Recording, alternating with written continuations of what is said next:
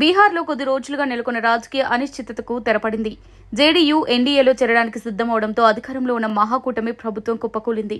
JDU Rashtriya Janata Dal, Congress Mahagathbandhan ప్రభుత్వానికి సారథ్యం వహిస్తున్న సీఎం నితీష్ కుమార్ తన పదవికి రాజీనామా చేశారు. కొద్దిసేపటి కిందటే పాట్నాలోని రాజ్ భవన్ కు చేరుకున్న నితీష్ గవర్నర్ రాజేంద్ర అర్లేకర్ను కలిసి రాజీనామా పత్రం అందజేశారు. మహాగఠబంధన్ కూటమిలో కొనసాగకూడదని నిర్ణయించుకున్నట్టు గవర్నర్ తెలిపారు. ఇప్పటికే బీజేపీ పెద్దలతో టచ్లోకి వెళ్లిన నితీష్ కమలదళం సాయంతో మరోసారి ప్రభుత్వంని ఏర్పాటు చేయనున్నారు. అయితే నితీష్ కుమార్ తీరుపై కాంగ్రెస్ తీవ్రస్థాయిలో మండిపడింది. తరచూ రాజకీయ భాగస్వాములను మార్చే నితీష్ కుమార్ రంగులు మార్చడంలో ఊసరవెలికి గట్టి పోటీ ఇస్తున్నారని ఎద్దేవా చేసింది. బీహార్ ప్రజలు అన్ని గమనిస్తున్నారని, దీనికి ఎట్టి పరిస్థితుల్లో క్షమించబోరని కాంగ్రెస్ పార్టీ ప్రధాన కార్యదర్శి జైరాం రమేష్ అన్నారు.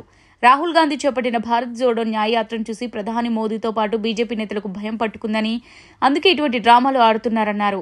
ఇటు నితీష్ రాజీనామాపై కాంగ్రెస్ జాతీయ అధ్యక్షుడు మల్లికార్జున ఖర్గే సైతం స్పందించారు. ఈ విషయాన్ని తమకు ఆర్జేడీ అధినేత లాలూ ప్రసాద్ యాదవ్, డిప్యూటీ సీఎం తేజస్వీ యాదవ్ ముందే చెప్పారన్నారు.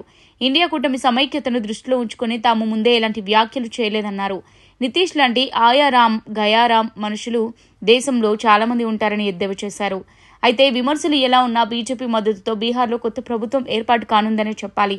ఇప్పటికే బీజేపీ ఎమ్మెల్యేలు నితీష్ కు తమ మద్దతును తెలియజేస్తూ లేఖలిచ్చారు. బీహార్లో ఎన్డీఏ సర్కారు ఏర్పాటు చేయాలని నిర్ణయించినట్టు బీజేపీ శాసనసభ పక్షం ప్రకటించింది.